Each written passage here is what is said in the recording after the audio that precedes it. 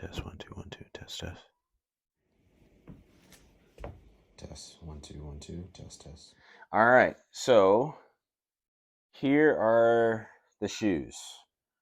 I got as many out as I could. This is pretty much it. There might be a couple other ones around the house or in the garage, but I really won't count those.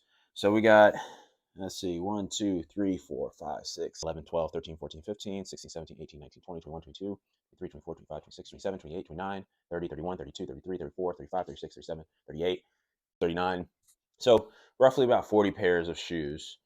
And people kind of joke about when I come into work, how these shoes, why do I have so many shoes and why does this happen?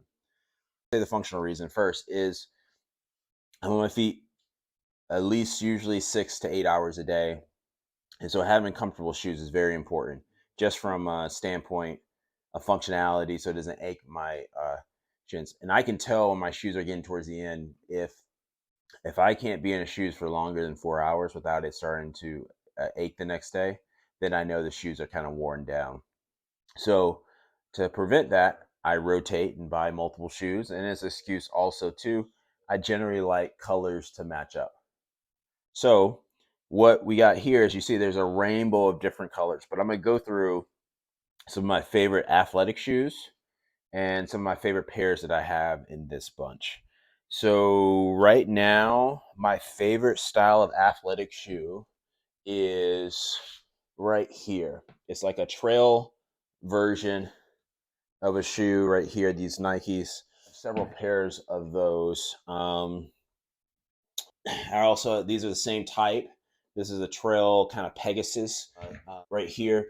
This one for me fits the best on my shoe, but it also has a tread that is nice. Green ones are they're the same one, so I have like 4 or 5 pairs of those. These were my special pair of Jordans right here that Jackie gave me as a gift, which is kind of nice. Has the silver back, goes nice with some gray jeans or black jeans. The LeBrons that I had on the rose day of the gender reveal.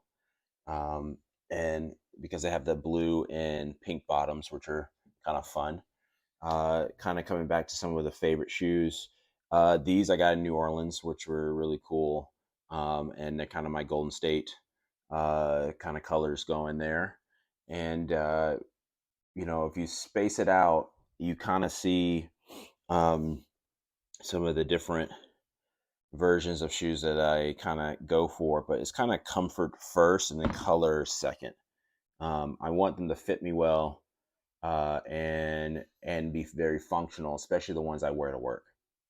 We got 4th of July coming up. We got our patriotic ones right here. I like these a lot too. These are really cool in terms of comfort. A lot of trainers, these are their go-to for some trainers if you know what I mean. We got the Air Max ones here that can kind of work as casual ones and also somewhat functional.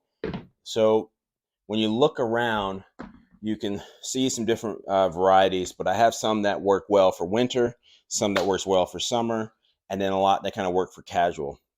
So I'm going to point out my favorite shoes that I don't wear that often. These right here, the React Sole. These are very limited. This is probably my most expensive shoe. I usually don't buy something that's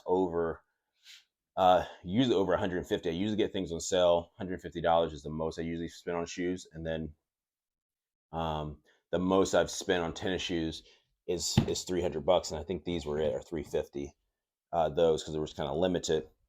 For some reason, I'm a LeBron fan, but his shoes do fit really well from a high top version for me.